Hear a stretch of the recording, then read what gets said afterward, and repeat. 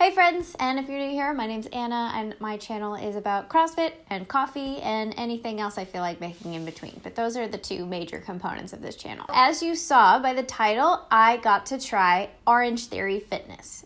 For those of you who might be scared that I quit CrossFit, I did not. My sister does Orange Theory, and she invited me and my mom, who is visiting in town, to go take an Orange Theory class with her. So this is kind of my first impression of Orange Theory. If you're watching this, maybe you've just heard all about it just like I did, and you want to see what it's like without having to go in. This is the video for you.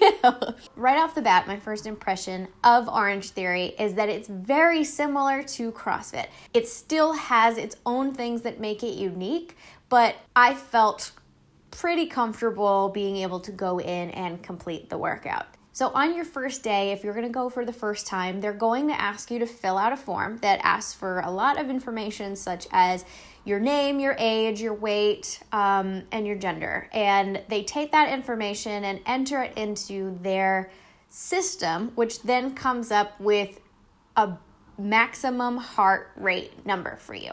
That number is really important, and that will come into play once you actually get going on your workout. Once you get all of your information squared away, then they hook you up to a heart rate monitor, which is just either a band that goes around your chest, so I've heard, or what they gave me was one that went around my arm. It was elastic and it fit nice and snug, and it didn't feel like it was gonna fall off. During the workout, once an arm pump started going, it did feel a little bit tight, but it was totally fine. Then you get to look up at one of the TVs, and your name is showing on the TV with a whole bunch of numbers and stats and your real-time heart rate in that moment. This is where you're probably going to get a lot of information thrown at you. And this is going to feel the same in CrossFit as well. I don't know if you all remember your first day or even your first month when you started CrossFit, where it was like speaking another language. It's technique, it's this, it's that, it's here's where the barbells go, here's where the weights are. You know what I mean? It kind of felt like that all over again. Mainly, there are treadmills and there are rowers. The rowers were pretty cool though, because they had these little tanks with a propeller almost inside. And when you're rowing, it's actually moving through the water. It's a very smooth row feeling, so that was pretty cool to do. The treadmills are also a little bit different, I guess. They've told me that the Orange Theory treadmills were made specifically for Orange Theory. They have a little bit more of a shock absorbing tread. What I really liked about the treadmill, which is gonna come in handy later on as well, is there's a display screen that has these little bubbles on it. So for me, when I got up there, I saw my name, I tapped on my little bubble, and then it showed my real-time information that was hooked up to my heart rate band. There are also dumbbells and med balls that we used in this particular day of working out. I'm sure there are more pieces of equipment that I didn't have the chance to use, and that's basically what you'd expect at a regular CrossFit first class anyway. You're not going to use all the equipment that one particular day. After we got acquainted with everything, we went back into the lobby, and then we got to learn about the heart rate zones. That heart rate monitor is really important because you're going to be able to see the TVs at all times. You're going to be able to see that little block that has your information on the treadmill while you're running on it. And the coach apparently will also give you cues while you're running, just kind of like a CrossFit coach would if you had 30 seconds left. They really want you to push through those last 30 seconds. The workouts at Orange Theory are designed to take you through these different levels of push, we'll say. This is just my informational package from that first day, since it was my first time, and you can see that it says base, push, and all out. So when you get those cues from your coach, that's telling you which heart rate zone you should be targeting at that particular moment. Once you fill out that sheet in the beginning, they calculate what your maximum heart rate would be. Then based off of that, they get to calculate what your heart rate zones equal out to, so that when you're doing the actual workout, the display will be color coded to the heart rate zone that you're currently in during the course of the workout. Mind you also, which nobody told me ahead of time, was that the workout lasts for about 55 minutes. And to us CrossFitters, that is basically a hero workout, which it absolutely felt like. At one point, I was 40 minutes in and was like, when is this supposed to be over? I didn't know that. Now I do. I felt really accomplished after. So there are 5 colored zones. The first zone is gray, and that is 50 to 60% of your maximum heart rate. This is basically like your resting heart rate. They call it, or your recovery heart rate. You're not really doing a whole lot. Zone 2 is where you're just starting to get going. That is 60 to 70%, and that is probably equivalent to the beginning of your warm-up. Zone 3 is what they referred to as the base rate. This is where it's a manageable pace of whatever you're doing to where you feel fine. You're working, you're doing stuff, but you're not overly exerting yourself at all. Zone 4 is the orange zone, and this is where the whole orange theory idea comes from. This is 80 to 90% of your max heart rate, and this is where you really start to feel the burn. It's pushing yourself a little bit where you're starting to feel it. It's a little bit uncomfortable, but you can still sustain that pace. Zone 5 is 90 to 100%, and this is max effort. So while your heart is pumping throughout this, obviously, depending on what you're doing, it's going to go through a range of all of this. But that monitor is going to track everything on the screen for you. So at the end of your workout, you get a full summary of all of that information, which I think is the coolest thing. Now, there's another term that you might hear about Orange Theory, and that is called Splat Points. I feel like there's a lot of focus on Splat Points. That is the total tally of how many minutes you spent in the orange and red zones. Your goal is to get at least 12 splat points, so spend at least 12 minutes over the course of your workout in the orange and the red zones to achieve what they call an afterburn, which the idea of that is after your workout, your body would continue to burn 250 to 500 calories over the next 36 hours. I don't have a way to track that, but I did feel like I got a really good workout after the fact. So from what I'm told, this particular day that I went was a little bit different than a normal Orange Theory class. It was a partner workout. Now in CrossFit, when you think of a partner WOD, that's 2 people working together towards one score, and that's either a finishing time or a maximum amount of reps that you can finish in a time domain or calories or anything like that, but together you're working towards one final score. This was different. Let me tell you how the workout was set up. There were essentially 2 different 5-round workouts, basically 2 different Metcons happening at the same time.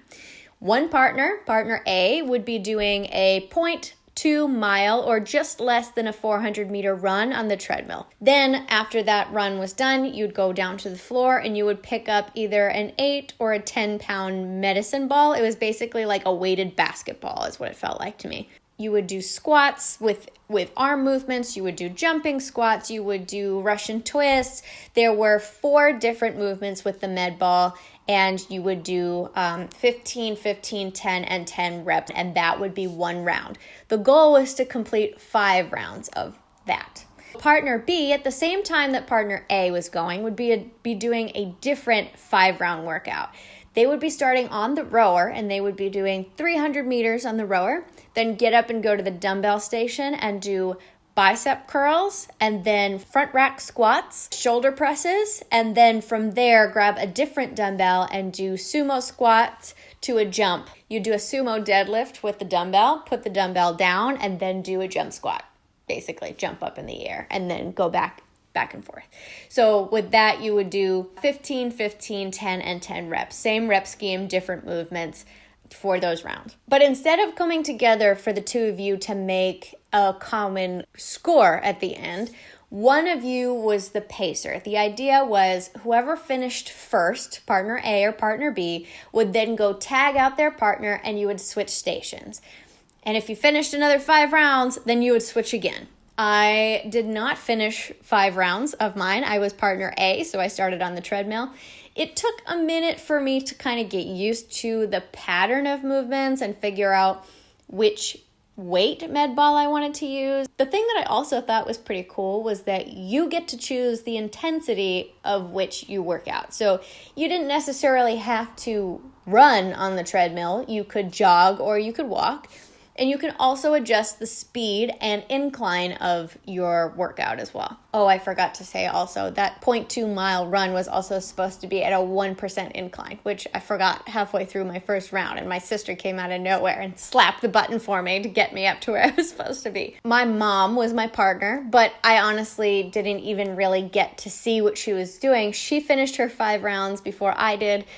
So we ended up switching halfway between my 4th round on the treadmill and med ball. Once we switched, I felt a little bit more comfortable because it was rowing and dumbbells. It was just a lot of lactic acid buildup, making the bicep curls harder than they probably would be if I hadn't just run and rowed beforehand. So again, just like the med ball, you could choose the weights of your dumbbell. The coach suggested, obviously, that your dumbbell should be heavier than your bicep curl. So we get 40 minutes into this workout, and I'm thinking, we're still going.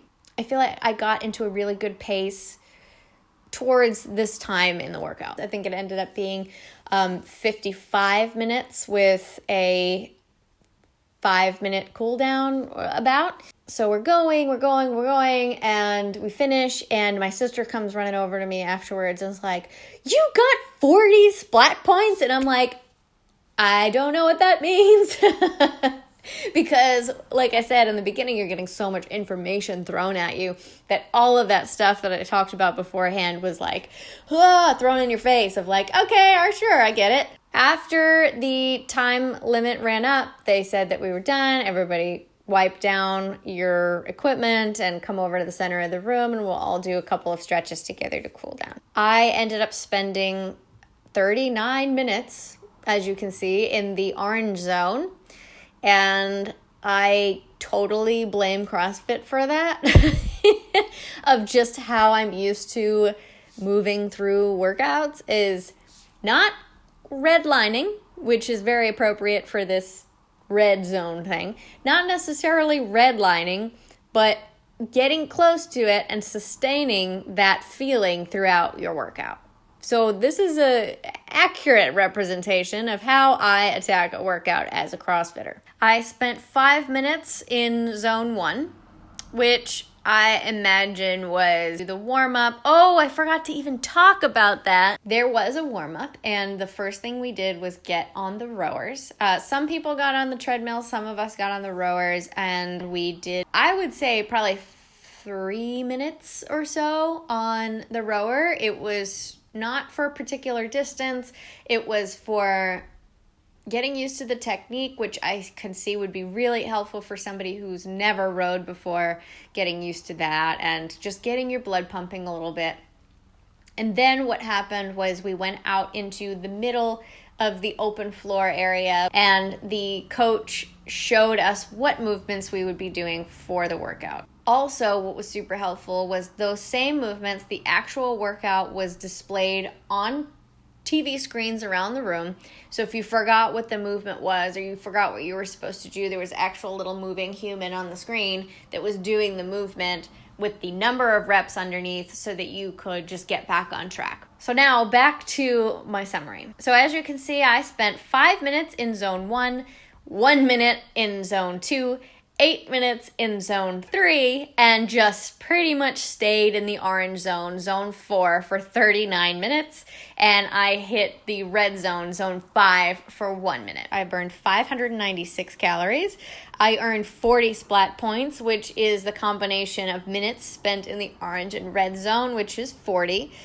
I had an average heart rate of 154 beats per minute, and the peak rate that I hit was 173. I really don't know a whole lot about heart rates, like what a healthy heart rate is, but considering I didn't really go into the red zone much, I'm assuming that that's fine. So I thought that was really freaking cool. If you were on my #HighFriends leaderboard, you would know that I love numbers, I love spreadsheets, I love data, I love seeing all this information. So getting the summary after was just like a nerd's dream. I'm sure if I got like a Fitbit or something like that, I could track a similar amount of information, but it's not something that I am super focused on. I think for me, if I start seeing these numbers, I feel like personally I might fall into being numbers obsessed. I could totally see myself going down that road. So overall, as a CrossFitter, how do I see Orange Theory, and would I go back? I would totally go back to an Orange Theory class. I think that it would be kind of cool to rotate it in once a month. It was just kind of cool to do something different. I overall really liked it. I would recommend Orange Theory to anybody who's looking for something that's a little more structured, but maybe isn't quite a personal training situation. You don't have to worry about what you're working, like what you're going to do when you get to the gym. It's already laid out for you. You're still in a group environment. The lights are down a little low, so if you get a little self-conscious, it's fine. You're almost in the dark. And I think its similarities to CrossFit are there, but maybe you have more of an opportunity for it to be a little less high impact, I'd say, because you get the choice to decide how intense you're going to go. The treadmills have a little bit more of that shock absorption. The rowers are really nice, smooth feel when you're rowing on them. I think there's a lot of really good, positive things about Orange Theory, and I think if you might be too nervous to try CrossFit, because I know a lot of people are, I would say go try Orange Theory, because you're still going to get that same full body workout. You're going to do sort of a circuit training sort of situation, and you're going to sweat your ass off. And I think that's important. I think that's what a lot of people are looking for, and I think that Orange Theory gives that to you. Plus, all of that data that you're getting at the end is such a bonus, where you really get to learn a lot more about yourself and how your body works, what you need to do, and it gives you a little bit more of a goal to work towards that you can take home. It's not really public information for anybody else to see. It's just for you, and you can take that as you want to. So that's going to be it for me and my thoughts on Orange Theory. Stay tuned to the next episode where I talk about where I got this bruise, because I tried a different type of fitness class as well called Box House. It was awesome, and clearly I went for it, but the next episode will be about that, what I thought of it as a CrossFitter, and if I would recommend it as something to do for fitness. I hope you guys are doing really good. I'll catch you guys in the next one, and see you later. That was a terrible exit. Okay, bye.